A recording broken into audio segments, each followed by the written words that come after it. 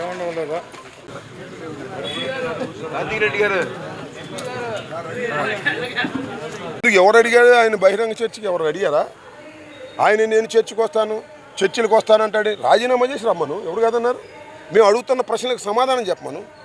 Number 1, Lokesh, అంతకు ముందున్న జీవోని ఎందుకు రద్దు చేశావు? మళ్ళా నీ పని అయిపోయిన తర్వాత మళ్ళా జీవో ఎందుకు క్యాన్సిల్ చేశావు?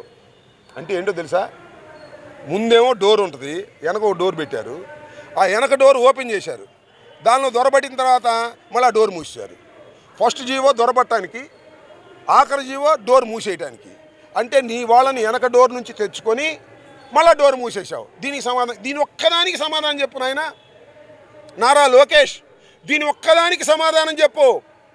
ఎందుకు అంతకు ముందున్న జీవోను మార్చావు?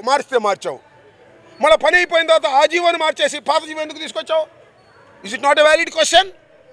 ఈ వ్యాలిడ్ క్వశ్చన్ సమాధానం చెప్పడు కానీ చర్చకు వస్తాయంట. ఇప్పుడు నీ రాష్ట్రంలో చర్చలు జరిగినాయి. ఒకవేళ చర్చకు వస్తామని మేమన్నా కూడా పోలీస్ బందోబస్తు పెట్టి ఇందా గేట్ దగ్గరికి రానిలే మమ్మల్ని. వాళ్ళు చెప్పాము, అబ్బాయి మీరు మంచిది కాదు, మేమేం చేయమా, శుభ్రంగా వస్తామని చెప్పాము. పోలీసులు పాపం ఏం చేస్తారు?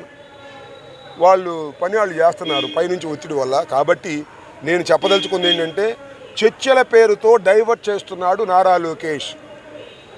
అసలు నీతో చర్చలు చేయడానికి ఎవడు సిద్ధంగా లేడు. అసలు దీనికి సమాధానం చెప్పు. చర్చలు ఏంటి?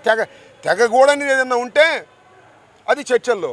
ఇంత స్పష్టంగా మేము చెప్తున్నప్పుడు చర్చలకు వస్తా అని చెప్పి ఊరికినే కింద పైన ఎగురుతున్నావు. అదన్నీ కుదిరే పని కాదు. రాజీనామా చేసిరా చర్చలకి, మేము చర్చలకి సిద్ధంగా ఉన్నామని కూడా ఈ సందర్భంగా నేను చెప్పదలుచు. ఓకే,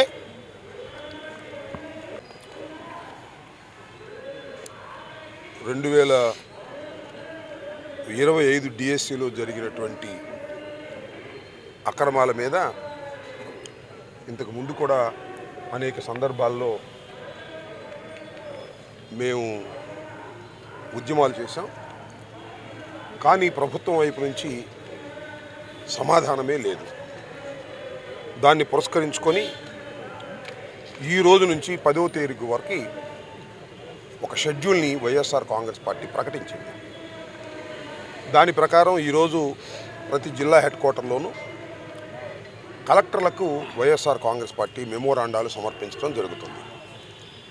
దానిలో భాగంగానే ఇవాళ కలెక్టర్ గారికి, అంటే జేసీ గారికి మా విజ్ఞాపన పత్రాన్ని ఇవ్వటం జరిగింది. అదేవిధంగా మళ్ళా రిలే నిరాహార దీక్షల కార్యక్రమాన్ని టౌన్ హాల్ మీటింగ్సు, ఆ తర్వాత 10వ తారీఖున పెద్ద ఎత్తున ర్యాలీని నిర్వహించాలని భావించి షెడ్యూల్ ఇచ్చారు. 10వ తారీఖున ర్యాలీ కూడా జరుగుతుంది.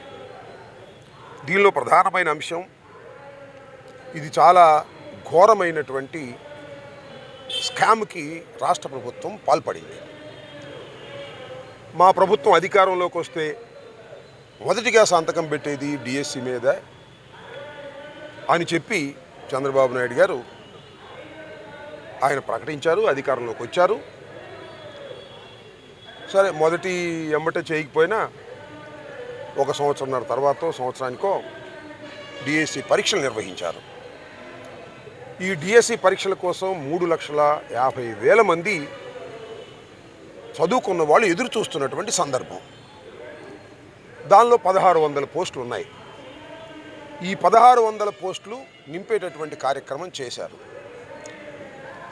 ట్రాన్స్పరెంట్గా 16,000, అంతేనా? 16,000 ట్రాన్స్పరెంట్గా చేసి ఉంటే ఎవరికి ఇబ్బంది లేదు. ముందుగా వేసుకున్న పథకం ప్రకారం తమ వాళ్ళని ఈ ఉద్యోగాల్లో నియామకాలు చేయాలనేటువంటి ఒక కుట్రపూరితమైన దురుద్దేశంతో సాక్షాత్తు రాష్ట్ర విద్యాశాఖ మంత్రి పాల్పడ్డాడు. ఖచ్చితంగా 441 ఉద్యోగాలను, అంటే స్పోర్ట్స్ కోటాలో ఉన్న ఉద్యోగాలను తనకు కావాల్సిన వాళ్ళని వేసుకున్నాడు. డబ్బులు తీసి కొంతమందిని వేసుకున్నారు, తనకు సన్నిహితమైన వాళ్ళ గురించి వేసుకున్నారు. ఇది చాలా స్పష్టమైనటువంటి ఆరోపణ. ఈ ఆరోపణకు ఆధారాలు ఏమిటి అని అడగొచ్చు. నేను చెప్తున్నా, జనరల్గా స్పోర్ట్స్ కోటా 2% ఉంటుంది. మన లోకేష్ గారు లవకేష్ గారు దాన్ని 3% చేశారు ఒక జీవో ఇచ్చి. దాంతో 441 పోస్టులు వచ్చినాయి, పెరిగినాయి పోస్టులు. అయితే ఈ డిఎస్సి ఎగ్జామ్స్లో అందరూ పాల్గొంటారు. స్పోర్ట్స్ కోటా తర్వాత నిర్ణయిస్తారు. ఎలా నిర్ణయిస్తారు? వాళ్ళ సర్టిఫికేట్లు తీసుకుని అప్పుడు నిర్ణయిస్తారు. కానీ మన లోకేష్ గారు 47 జీవో అంతకు ముందు ఉంటే, అందరూ పాల్గొవాలి అనేటువంటి జీవో ఉంటే దాన్ని రద్దు చేసి ఒక జీవో ఇష్యూ చేశారు. That is GO number 4. దాని ప్రకారం స్పోర్ట్స్ కోటాలో నియామకాలు కావలసిన వాళ్ళు ఎగ్జామ్స్లో పాల్గొనవలసిన అవసరం లేదు. వాళ్ళు ఎగ్జామ్స్లో పాల్గొనవలసిన అవసరం లేదు. అంతకుముందు పాల్గొవాలి. అంతకుముందు జీవో ప్రకారం 47 ప్రకారం, ఈయన ఇచ్చిన జీవో ప్రకారం పాల్గొవాల్సిన అవసరం లేదు. డైరెక్ట్గా రావడం, సర్టిఫికేట్లు చూపించడం, ఉద్యోగం తీసుకెళ్ళిపోవటం అని జీవో మార్చారు. పోనీ ఈ జీవోని అలా అట్టిపెట్టారా అంటే అట్టిపెట్టలా. మన నియామకాలు అయిపోయిన తర్వాత మళ్ళీ పాత జీవోని పునరుద్ధరించారు. అంటే వెసులుబాటు చేసుకున్నారు. 441 పోస్టులు వారికి ఇష్టం వచ్చినట్లు వేసుకోవడానికి కావలసిన వెసులుబాటు చేసుకొని జీవోలు మార్చేసినటువంటి సంఘటన.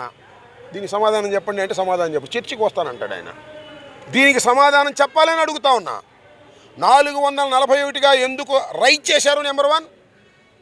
అంతకు ముందున్న జీవోని రద్దు చేశారు. నెంబర్ 2, పోస్టులన్నీ అయిపోయిన తర్వాత రద్దు చేసిన జీవోని మళ్ళా పునరుద్ధరించారు. ఎందుకు? ఇక్కడ మీరు క్యాష్ తీసుకుని ఉద్యోగాలు ఇవ్వటం కోసమే కదా, లేదా మీ తాబేదారులను, మీ సొంత మనుషుల్ని వేసుకోవడానికే కదా. ఇది స్కామ్ కాదా? దీన్ని చూస్తూ ఊరుకోవాలా? యువత ఊరుకోవాలా? టీచర్స్ ఊరుకోవాలా? వైఎస్ఆర్ కాంగ్రెస్ పార్టీ ఊరుకోవాలని అడుగుతా ఉన్నా. ఇది ఇలా ఉంటే ఒక ఆయనకి నెంబర్ 1 వచ్చింది ఎగ్జామ్స్లో. ఆయన ఎవరో తెలుసా? నవీన్ అట. ఆయన ఎవరో కాదు, అవుట్ సోర్సింగ్ ఉద్యోగి. ఈ పేపర్ సెట్టింగ్లోను, పేపర్ అప్లోడ్లోను పనిచేసేటటువంటి వ్యక్తికి నెంబర్ 1 వచ్చింది. పోనీ నెంబర్ 1 వచ్చింది, ఉద్యోగం ఇచ్చారా? ఇవాళ ఆయన కోర్టుకు వెళ్ళాడు. నెంబర్ 1 రావటమే పేపర్ లీక్ వల్ల వచ్చింది. మళ్ళీ ఇంకో చోట 6 ర్యాంక్ వచ్చింది అతనికి. అంటే మీరు పేపర్ సెట్టింగ్లోను, అప్లోడ్లోను ఈ కార్యక్రమాలన్నీ కూడా అవుట్ సోర్సింగ్ అప్పచెప్పేశారు. ఎందుకంటే వాళ్ళైతే మీ మాట వింటారు, లీక్ చేస్తారని. అక్కడ లీక్ చేసేశారు. మీకు కావాల్సిన వాళ్ళకి పేపర్లు ఇచ్చారు, వాళ్ళకి ఉద్యోగాలు ఇచ్చారు. మొత్తం మీద డిఎస్సిలో మీకు కావలసిన వారికి మెరిట్ తప్పించి ఉద్యోగాలు ఇచ్చేటటువంటి కార్యక్రమం చేశారు సాక్షాత్తు ఎడ్యుకేషన్ మినిస్టర్ లోకేష్ గారు. ఇంకోళ్ళైతే రాజీనామా చేసేవాళ్ళు. ఆయనేమో ముఖ్యమంత్రి గారు అబ్బాయి, కాబోయే ముఖ్యమంత్రిని ప్రచారం చేస్తున్నారు. ఇంకోళ్ళైతే ఈ పాటికి తప్పించేసేవాడు చంద్రబాబు నాయుడు. కొడుకుని తప్పించలేడు కదా. మీరు చూశారు కదా, సెంటర్లో కేంద్ర మంత్రి రాజీనామా చేసి వెళ్ళవలసిన పరిస్థితి ఏర్పడింది. ఇలా అన్యాయంగా, అక్రమంగా డిఎస్సిలో ఎప్పటి నుంచో ఎదురు చూస్తున్నటువంటి నిరుద్యోగులను మోసం చేసినటువంటి పాపం ఈ రాష్ట్ర ప్రభుత్వానిది, మరి ముఖ్యంగా నారా లోకేష్ది అని ఈ సందర్భంగా నేను చెప్పదలుచుకున్నాను. కాదంటే చెప్పమంటాను నేను. ఎందుకు జీవాలు మార్చారని అడుగుతా ఉన్నా. మీ వెసులుబాటు కోసం జీవాలు మార్చేసి మీకు కావాల్సిన వాళ్ళని నియమించుకొని మళ్ళీ జీవాలు తీసుకొచ్చారు. ఇంతకన్నా దారుణం దేశ చరిత్రలో ఎప్పుడైనా జరిగిందా అని అడుగుతా ఉన్నా. తొలిసారిగా జరిగింది. అది లోకేష్ గారి నాయకత్వంలో జరిగింది. ఇది ఒకటి. రెండోది, ఉద్యోగాలు ఇస్తామన్నారు.